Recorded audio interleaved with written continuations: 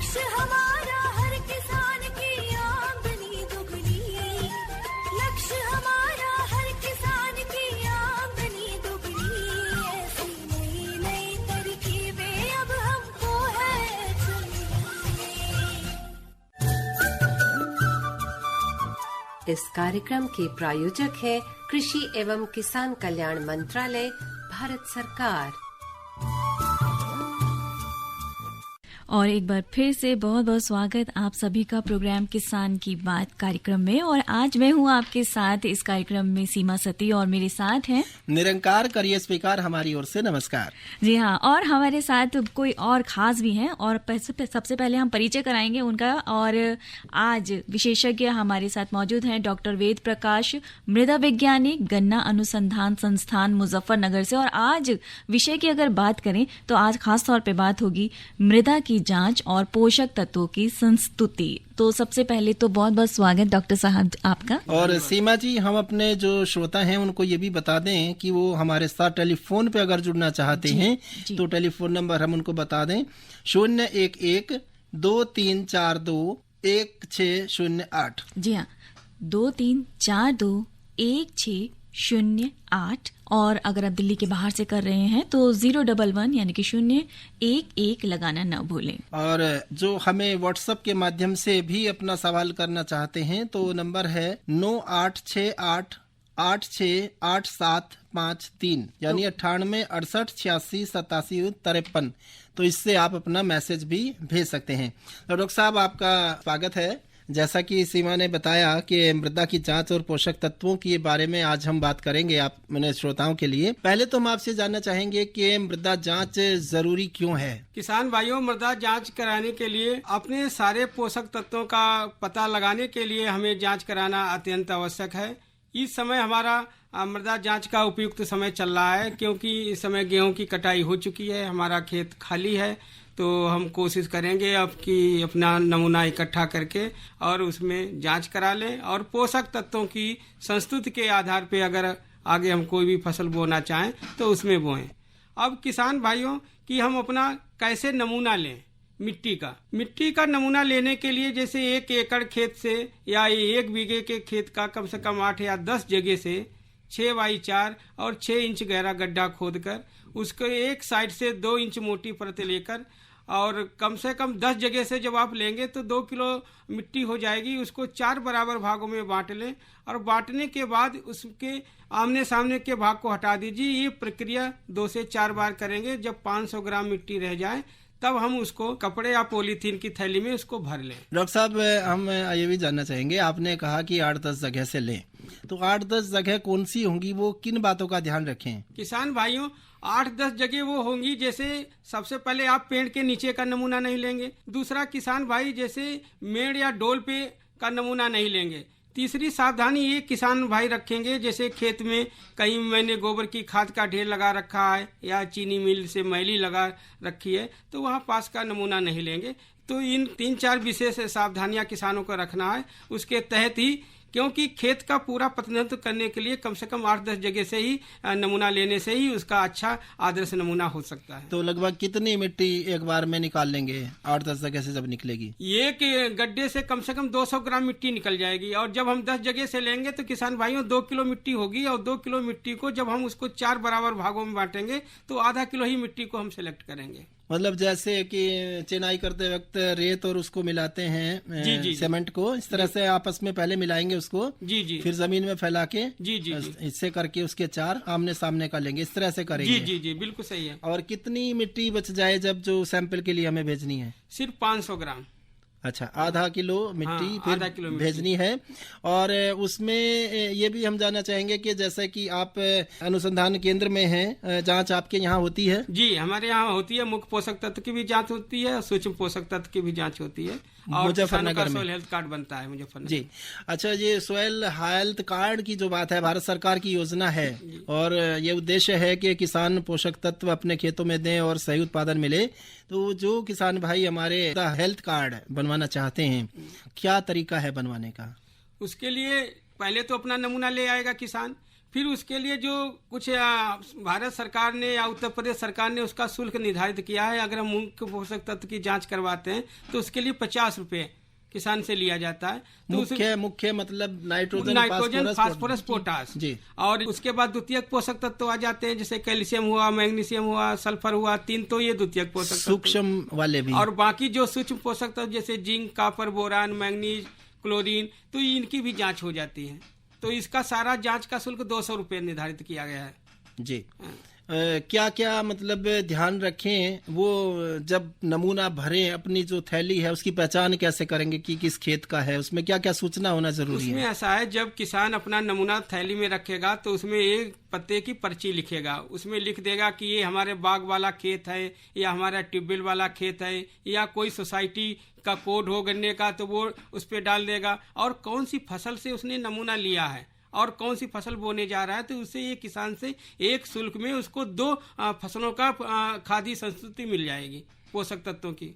यानी आप जो परीक्षण करेंगे उसमें किसानों को ये भी बताया जाएगा कि जो आगामी फसल आप बोने वाले हैं आपकी मौजूदा स्थिति को देखते हुए किस किस तत्व की कितनी जरूरत है। जी जी। ये भी बात है कि अगर किसान भाई आता है उसको तो पता नहीं है कि सूक्ष्म पोषक तत्वों की भी जरूरत है या जो आपके मुखिया की ही जरूरत है आपके खेत में, तो क्या आप ये सलाह देते हैं कि सभी पोषक तत्वों की जांच करानी चाहिए? हाँ, हम जितने किसान हमारे अनुसंधान केंद्र पे आते हैं तो किसानों को हम लोग ये संस्तुति देते हैं कि जैसे हमें मुख्य पोषक तत्व 80% जरूरत पड़ती है, उसके साथ में हमें 20% सूक्ष्म पोषक तत्व की भी जरूरत पड़ती है। जैसे अगर हम घर में कोई सब्जी बनाई जाती है तो मैंने हल्दी भी डाल दिया है तो उसमें नमक हुआ है, वो हमारा है जो सूक्ष्म पोषक तत्व की, जब तक हम नमक नहीं डालेंगे तब तक उसका स्वाद नहीं आएगा। उसी तरीके से किसान भाइयों को 10 kg का सूक्ष्म पोषक तत्व का एक पैकेट आता है, वो भी 1 हेक्टेयर में डालना बहुत जरूरी है, जिससे उसकी लागत भी कम आ जाएगी और उसका उत्पादन भी बढ़ जाएगा और जमीन का जो उर्वरा शक्ति है वो भी अच्छी बनी रहेगी और उसका स्वास्थ्य भी बना रहेगा। जब आप जांच करते हैं तो उसमें आप किन किन पोषक तत्वों की सिफारिश करते हैं? मान लीजिए अपने मुख्य पोषक तत्वों के बारे में जांच कराई है तो क्या फिर सूक्ष्म तत्वों की, जैसे आपने बताया कि ऐसा पैकेट आप डाल दें तो फिर जरूरत नहीं पड़ेगी जांच कराने की? उसमें ऐसा है कि अगर हमने सूक्ष्म पोषक तत्व की जांच कराई है तो जनरली, जैसे अगर यहाँ हमने पश्चिमी उत्तर प्रदेश में देखा कि किसानों की जिंक की कमी है तो हम जिंक की 25 kg प्रति हेक्टेयर तो रिकमेंडेशन देते हैं। साथ अगर जिस किसान के खेत में जिंक है तो उसमें जिंक उसको डालने की आवश्यकता नहीं है, क्योंकि ज्यादा पैसे अगर लगाएगा तो उसका लागत ज्यादा बढ़ेगी और उत्पादन कम हो जाएगा। तो इसलिए जो खेत में अगर मौजूद तत्व है वो ना डालें और जिसकी संस्तुति देनी है वो आवश्यक डालें, जिससे उसका उत्पादन बढ़ जाए। डॉक्टर साहब, पश्चिमी उत्तर प्रदेश में हम देखते हैं कि खास तौर पर जो गन्ने की फसल है वो मुख्य फसल है वहाँ की। इस फसल में खास तौर पर जब आपने नमूने बहुत सारे चेक किए होंगे तो इलाके में किस किस पोषक तत्वों की कमी वहाँ पर आपको दिखाई देती है? अभी जो मैंने कुछ नमूने किए हैं, जैसे खतौली चीनी मिल के करीब 1000 नमूने आए हैं, तो उसमें कहीं कहीं तो जीवांश की कमी पाई गई, ऑर्गेनिक मैटर की, साथ में कहीं कहीं हमारा फास्फोरस भी मीडियम टू लो भी मिला हुआ है, पोटास मध्यम रेंज में मिला हुआ है, जिंक की भी कुछ कमी पाई गई है। तो इस तरीके से अगर हम उसका फर्टिलाइजर डालें तो निश्चित रूप से उसका उत्पादन हमारा बढ़ जाएगा। तो बिल्कुल डॉक्टर साहब, और बात करेंगे हम मृदा की जांच और पोषक तत्वों की संस्तुति के बारे में। और हमारे किसान मित्र अगर इस वक्त कार्यक्रम से जुड़ना चाह रहे हैं तो वो नंबर डायल कर सकते हैं 23421608। प्रधानमंत्री किसान मान धन योजना। मिलेगा पेंशन का सहारा, कृषक ना होगा बेसहारा, जुड़ेगा खुशियों से नाता, कटेगा सुख से बुढ़ापा, सुरक्षित होगा अन्नदाता, सुरक्षित होगा अन्नदाता। प्रधानमंत्री किसान मान धन योजना से लघु सीमांत किसानों का भविष्य होगा सुरक्षित और 60 वर्ष की आयु से 3000 रूपए मासिक पेंशन होगी सुनिश्चित। 55 रूपए से 200 रूपए की मासिक किश्त देकर प्रवेश कर सकते हैं। 18 से 40 वर्ष तक के किसान इस अंशदायक योजना में सरकार देगी बराबर का योगदान। सभी किसान भाई बहन इस योजना के लाभ के लिए जन सेवा केंद्र में जाएं और अपना निःशुल्क नामांकन कराएं। प्रधानमंत्री किसान मान धन योजना, अन्नदाता के परिश्रम को संबल, पेंशन से सुरक्षित उनका कर। कृषि एवं किसान कल्याण मंत्रालय, भारत सरकार द्वारा जनहित में जारी। तो आज बात हो रही है किसान की बात कार्यक्रम में मृदा की जांच और पोषक तत्वों की संस्तुति। और आज हमारे साथ विशेषज्ञ मौजूद हैं हमारे स्टूडियो में, डॉक्टर वेद प्रकाश, और जो कि मृदा वैज्ञानिक गन्ना अनुसंधान केंद्र से मुजफ्फरनगर से मौजूद है। और निरंकार सर, यहाँ पे बात करेंगे हम अगर मिलेट्स की थोड़ी सी, तो मिलेट्स जिसे श्री अन्न कहा जाता है ना, और मिट्टी अगर उपजाऊ हो तो श्री अन्न की तो मुझे लगता है उत्पादकता बहुत ज्यादा बढ़ जाएगी। कहीं ना कहीं मिलेट्स को हम उत्पादन बढ़ाने में मिट्टी की जो पहचान है, मिट्टी की जो जांच है, वो भी एक तरीके से दोनों कनेक्ट करती हैं एक दूसरे को, है ना।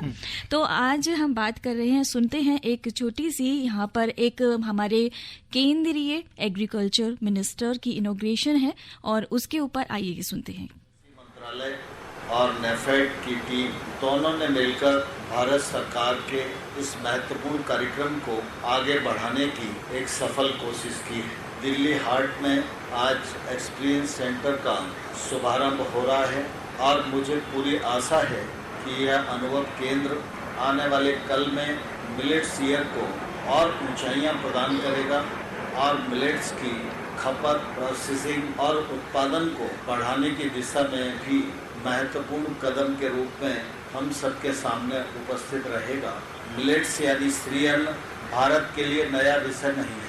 परंपरागत रूप से प्राचीन काल से ही श्री अन्न का उत्पादन भारत के विभिन्न क्षेत्रों में विभिन्न वर्गों के द्वारा किया जाता रहा है। एक कालखंड ऐसा भी था जब भारतीयों की भोजन की थाली में मिलेट्स को पर्याप्त स्थान था। मिलेट्स के महत्व को सब जानते भी थे, मानते भी थे और मिलेट्स का उपयोग भी करते थे। धीरे धीरे हमारे कृषि वैज्ञानिकों के अनुसंधान के परिणाम स्वरूप, सरकार के प्रयासों के फलस्वरूप देश में खाद्यान्न की दृष्टि से गेहूं और चावल की प्रचुरता बढ़ती गई। यह खाद्यान्न हमें आसानी से उपलब्ध होने लगे, पर्याप्त मात्रा में उपलब्ध होने लगे और सरलता से उपलब्धता होने के कारण धीरे धीरे भोजन की थाली में जो श्री अन्न का स्थान था वो कम होता गया। इस वजह से मिलेट्स का जो उत्पादन था वह भी प्रभावित। लेकिन हम सब जानते हैं भारत विभिन्न प्रकार की जलवायु से संपन्न देश है। एक तरफ सर्दी बहुत है, एक तरफ गर्मी बहुत है, एक तरफ देखें तो पानी बहुत है, एक तरफ देखें तो वर्षा पर ही लोगों का जीवन निर्भर है। कहीं भूमि बहुत उपजाऊ है, कहीं भूमि कम उपजाऊ है। भिन्न भिन्न प्रकार के किसान हैं, कोई खाद्यान्न के क्षेत्र में काम कर रहा है, कोई मिलेट्स के क्षेत्र में काम कर रहा है, कोई फलों की खेती कर रहा है, कोई फूलों की खेती कर रहा है। कुल मिला के हमारी कृषि आज एक तौर से देखें तो बहुत ही संपन्न अवस्था में है। लेकिन इस सब के रहते अगर श्री अन्न का भोजन की थाली में स्थान कम हो जाए तो ये उत्पादन की दृष्टि से ही चिंता का विषय नहीं है, छोटे किसान की आमदनी की दृष्टि से ही चिंता का विषय नहीं है, यह हमारे पोषण युक्त आहार से संबंधित विषय भी है। कोविड आया तब हम सबको इम्यूनिटी लेवल की चिंता हुई और उसके लिए भिन्न भिन्न प्रकार के प्रयत्न भी हुए। लेकिन हम सब इस बात को भलीभांति जानते हैं कि जो परंपरागत हमारे उत्पादन हैं, प्रकृति ने हमको स्वाभाविक रूप से प्रदान किए हैं, वो सभी उत्पाद कृषि के क्षेत्र में हों, अन्य क्षेत्र में हों, मैं समझता हूँ कि उनमें वह सब कुछ विद्यमान है जो एक स्वस्थ शरीर के लिए चाहिए, स्वस्थ मानव के लिए चाहिए। मिलेट्स भी उनमें से एक है। हमारे प्रधानमंत्री नरेंद्र मोदी जी लगातार इस बात का प्रयत्न करते रहते हैं कि देशज भाव प्रबल होना चाहिए, देशज ज्ञान का प्रभाव सारी दुनिया में होना चाहिए, देशज विज्ञान उसकी भी प्रसिद्धि होनी चाहिए, देशज खेती उसके लिए भी काम होना चाहिए और हमेशा देश की जो ताकत है तो वैश्विक मंच पर कैसे रखा जाए, उसका वैश्विक उपयोग कैसे हो।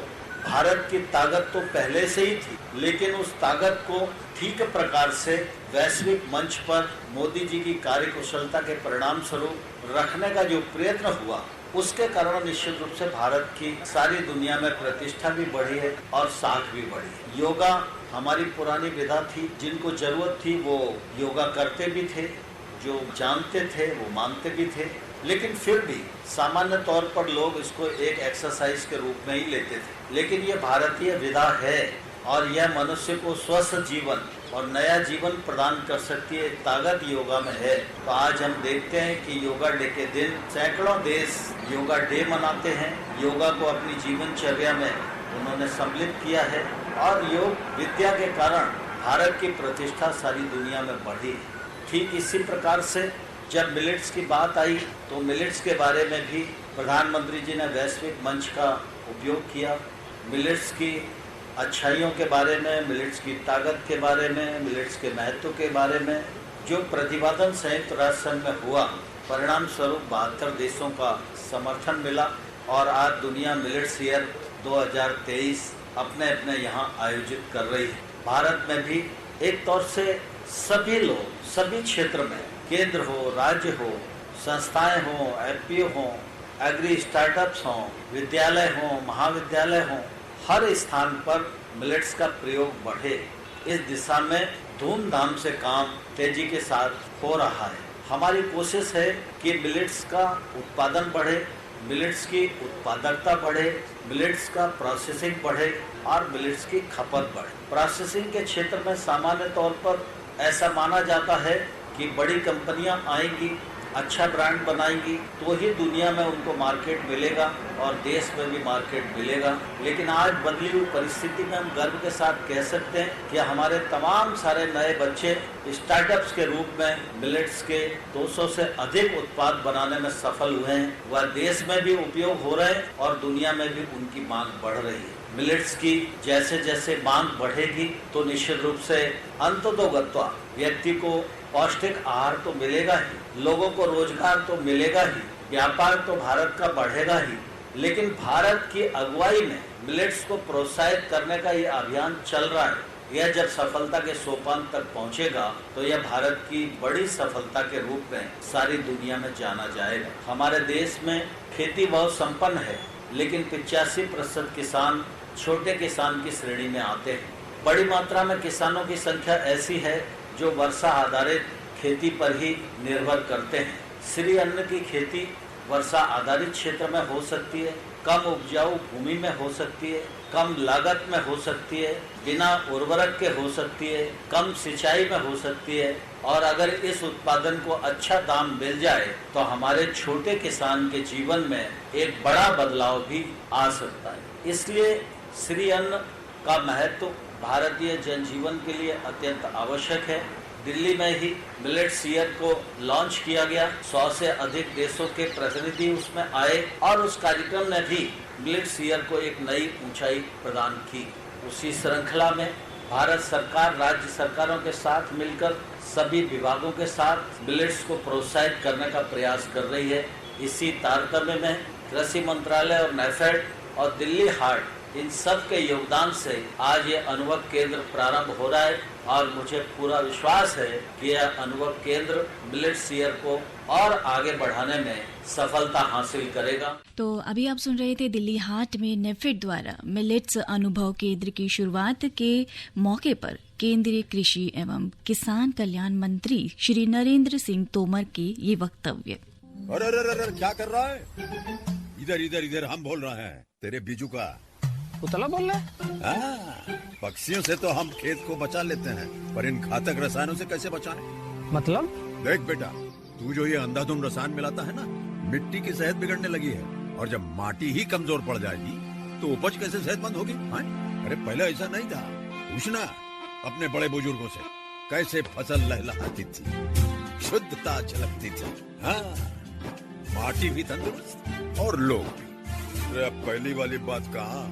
पर अब तो सब यही डाले हैं। सब नहीं, आज भी लाखों जागरूक किसान परंपरागत विधि से फसल उगा रहे हैं। खर्चा कम और उपज की कीमत भी बेहतर पा रहे हैं। सच है?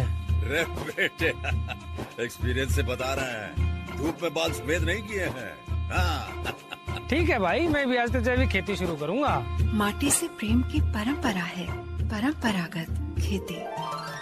और एक बार फिर से वापस लौटते हैं कार्यक्रम में किसान की बात, और आज बात कर रहे हैं हम मृदा के बारे में और मृदा की जांच एवं पोषक तत्वों की संस्तुति। डॉक्टर वेद प्रकाश, मृदा वैज्ञानिक, गन्ना अनुसंधान संस्थान मुजफ्फरनगर से हमारे बीच हैं।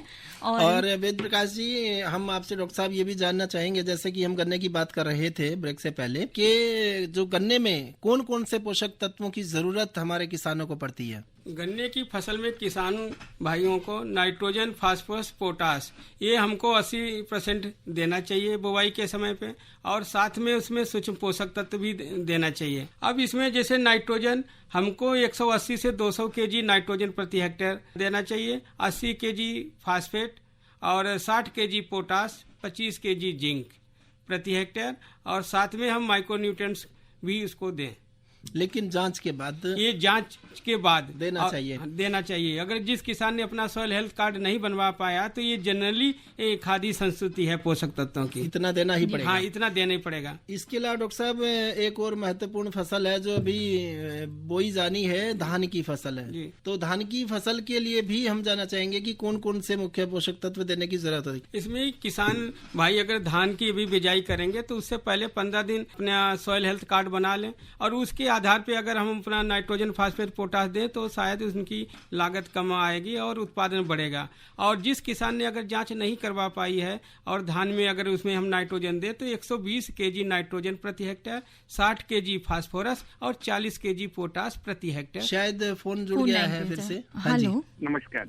हाँ जी सर, नमस्कार। कहाँ से बात कर रहे हैं और अपना नाम बताइए? राजा बात कर रहा हूँ। राजा जी बात कर रहे हैं, कहाँ से बात कर रहे हैं आप सब? लखनऊ से। लखनऊ से। सवाल पूछिए सर अपना। जैसे कि धान के बारे में सर जी बता रहे हैं, तो ये हम धान की खेती करना चाहते हैं, तो कौन से प्रजातियां का धान लगाएं जिससे ज्यादा पैदावार हो और अच्छा मुनाफा हो पाए? इसके बारे में हमें कुछ प्रजातियां धान के विषय में किसान भाइयों, प्रजाति अलग अलग है। जैसे कुछ शॉर्ट टाइम की जो हमारी उपज वाली प्रजाति है, कुछ हमारी जैसे लॉन्ग टर्म वाली उपजाति है, जैसे साकेत है, इंद्रासन है, और उधर का पूसा बासमती है। ये ऐसी बहुत सी प्रजातियां हैं जो आपको वहाँ रिसर्च इंस्टीट्यूट से मिल जाती हैं, तो उनको लेके हम उसकी बुवाई कर सकते हैं। जैसे पतला धान है, मोटा धान की प्रजातियां हैं। एक और कॉलर हमारे साथ लाइन पे जुड़ गए हैं। हेलो मैम, नमस्ते। नमस्कार सर, सवाल पूछिए और अपना नाम बताइए, कहाँ से बात कर रहे हैं? जी, मैं ग्राम गौरजामर, जिला सागर, मध्य प्रदेश से विपिन कटारे बात कर रहा हूँ। जी विपिन जी। मैम, मेरा एक सवाल था कि जिनके पास सॉइल हेल्थ कार्ड है तो मिट्टी की जांच कितने वर्षों में करानी चाहिए? ये मिट्टी की 3 वर्ष में एक बार उसकी अवश्य जांच करा लेना चाहिए, जिससे उसमें पता चल जाएगा कि कितने हमारे पोषक तत्वों का हरासमेंट हुआ है, तो और उसके बाद उसकी कितनी हमें पूर्ति दी जाए, जिससे हमारा समझो उत्पादन अधिक मिले और लागत कम आए। तो 3 साल में एक बार आप जांच करवा लें। और जो हमारी रिपोर्ट मिलती है उसमें सब हिंदी में रहता है या सर इंग्लिश में रहता है? नहीं, उसमें हिंदी में ही रहता है। अच्छा, ठीक है सर। हिंदी में आपका जैसे पता चल जाता है, जैसे ऑर्गेनिक कार्बन कितना है, उसमें कितना फास्फोरस है, कितना पोटास है, और एक तरफ आपको खादी संस्तुति मिलती है, उतना आप प्रयोग करें। जी, उम्मीद करते हैं कि विपिन जी को अपने सवाल का सही जवाब मिल गया होगा। और ये जो अगर मृदा की बात करें हैं, यहाँ पे व्हाट्सएप पे पूछा है कि घर पर भी क्या किसान अपनी मिट्टी की जांच कर सकते हैं? नहीं, घर पे बिल्कुल मिट्टी की जांच नहीं हो पाती है। ये तो जैसे मृदा परीक्षण प्रयोगशाला में ही किसान भाई अपनी मिट्टी की जांच करा लें। वो चाहे हमारे कृषि विश्वविद्यालय की मृदा परीक्षण प्रयोगशाला हो, चाहे हमारी कृषि विभाग की मृदा परीक्षण प्रयोगशाला हो, चाहे गन्ना विकास की या गन्ना शोध परिषद की, वहाँ से ही सॉइल हेल्थ कार्ड तैयार किया जाता है। और यहाँ पे एक सवाल आया है हमारे पास, ये लिख रहे हैं कि मेरे खेत की दशा अभी ऊंट की पीठ जैसी हो रही है। खेत समतल नहीं होने से जब भी भारी वर्षा होती है तब खेत की ऊपर की मिट्टी धुलकर नदी में चली जाती है। इस कारण मैं वर्षा से पहले खेत में जो ये वर्मी कंपोस्ट नहीं डलवा सकता। मैंने अभी सरसों की फसल काटी है, अगली खरीफ में मैं मूंगफली की फसल लेना चाहता हूँ और उसमें फूल आने के समय वर्मी कंपोस्ट डालना चाहता हूँ ताकि खाद वर्षों के पानी के साथ नदी में ना जाए। क्या ये ठीक रहेगा? नहीं, ये बिल्कुल ठीक रहेगा। इसकी आप जुताई के समय पे वर्मी कंपोस्ट डाल दें, उसके बाद ये मूंगफली की बुवाई करें तो उसका आपको सही लाभ मिल जाएगा। डॉक्टर साहब, अभी जो श्रोता लाइन पर थे वो कह रहे थे कि हिंदी में रिपोर्ट होती है। इसके अलावा मुझे लगता है कि कई बार रिपोर्ट को समझने में भी किसान भाइयों को कुछ कठिनाई आती होगी। तो इस तरह की रिपोर्ट लेकर के आपके पास वो आते होंगे, तो क्या कोई ऐसी व्यवस्था है जो उनको रिपोर्ट के बारे में समझाने की बात भी कर सकें? हाँ, मैं उन लोगों किसान जो आते हैं मैं उनको प्रति बीघे के हिसाब से भी बता देता हूँ कि इतनी खाद आपको नाइट्रोजन देना है, और जो नाइट्रोजन देते हैं उसका 1/3 भाग हम कार्बनिक खाद से भी देना चाहिए। वो चाहे हम जैसे बायो कंपोस्ट से दे दें या मैली से दे दें या सड़ी हुई गोबर की खाद दे दें, ये सारी किसान को हम समझा देते हैं और प्रति बीघे भी रिपोर्ट के पीछे में लिख देता हूँ किसानों को, सारी संस्तुति में किसान को बता देता हूँ। तो शामली है, मुजफ्फरनगर जिला है, वहाँ के किसान आपके पास आते होंगे, तो क्या व्यवस्था है वहाँ पर, कब कब मिल सकते हैं वो ऐसा है कि सोमवार से लेकर शनिवार तक मेरा ऑफिस खुला रहता है। वो 10 से 5 किसी भी समय अपनी मिट्टी का नमूना लेके हमारी मृदा परीक्षण प्रयोगशाला में आ जाएं। मैं उनको 1 सप्ताह में सॉइल हेल्थ कार्ड तैयार करके दे देता हूं और उसके आधार पे वो अपना फर्टिलाइजर डालें, निश्चित रूप से उनका उत्पादन हो जाता है। अभी मैंने शामली की 2 साल पहले मैंने पूरी चीनी मिल का सॉइल फर्टिलिटी मैप बनाई, उनकी भी मैंने जांच की। थाना भवन चीनी मिल का भी मैंने सॉइल फर्टिलिटी मैप बनाया है। जब से मैं वहाँ पश्चिमी उत्तर प्रदेश में हूँ, कम से कम 8-10 चीनी मिलों का सॉइल फर्टिलिटी मैप तैयार हो गया है और किसानों को सॉइल हेल्थ कार्ड भी दे चुका हूँ 2-2.5 अच्छा, ये जो आपने बताया कि आप वहाँ पर सॉइल हेल्थ कार्ड बना देते हैं, उसके लिए कुछ उनको कागजात लाने की जरूरत होती है? नहीं, कुछ नहीं, किसानों को सिर्फ अपना मृदा नमूना लाना पड़ता है और बस उसके बाद 1 सप्ताह बाद उनको सॉइल हेल्थ कार्ड उसमें जांच कर दी जाती है। उसका पीएच देख लिया जाता है कि पीएच क्या हमारा सामान्य है या हमारा अल्कलाइन है, क्षारीय है, और कितना हमारा ऑर्गेनिक मैटर है, कितना हमारा फास्फेट पोटास। बस कुछ लाना नहीं है, बस किसान अपना सिर्फ मिट्टी का नमूना लेते हैं और बस अपना शुल्क 50 रुपया जमा कर दें। उसके बाद वो भी शुल्क जो होगा वो मिट्टी जांच का होगा? हाँ, मिट्टी की जांच होगा, मुख्य पोषक तत्व का होगा 50 रुपये जी। और ये इससे जुड़ी हुई सरकारी योजनाएं भी होंगी, मिट्टी परीक्षण से जुड़ी हुई कुछ सरकारी योजनाएं अगर हैं तो हम हमारे किसान भाई जानना चाहेंगे। नहीं, उसमें ऐसा नहीं, ये तो हमारे माननीय प्रधानमंत्री जी का ही विजन है कि हर किसानों का मृदा स्वास्थ्य कार्ड तैयार हो जाए, जिससे क्योंकि हमारी लागत अधिक आ जा रहा है। हमारा जो माननीय प्रधानमंत्री जी का जो विजन है कि हमारी आमदनी दुगनी हो, दुगनी जब ही हो जाएगी जब हमारी किसान अपनी मिट्टी का सॉइल हेल्थ कार्ड बनाएंगे कि उसके आधार पर हम पोषक तत्वों का प्रयोग करेंगे, तभी हमारी आय दुगनी हो पाएगी। वैसे किसानों की आय दुगनी नहीं हो पाएगी, लागत बढ़ती जाएगी, आय कम होती जाएगी।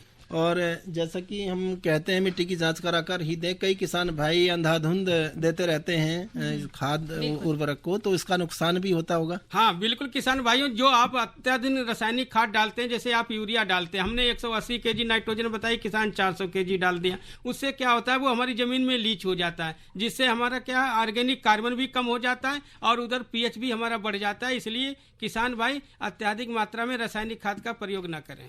तो हमें उम्मीद है कि जो जानकारी डॉक्टर साहब ने दी हमारे किसान भाई उसका लाभ उठाएंगे। आप हमारे स्टूडियो में आए डॉक्टर वेद प्रकाश जी, आपका बहुत बहुत धन्यवाद। धन्यवाद। हर जोखिम से निकल कर फसल आए, सुरक्षित हो जाए,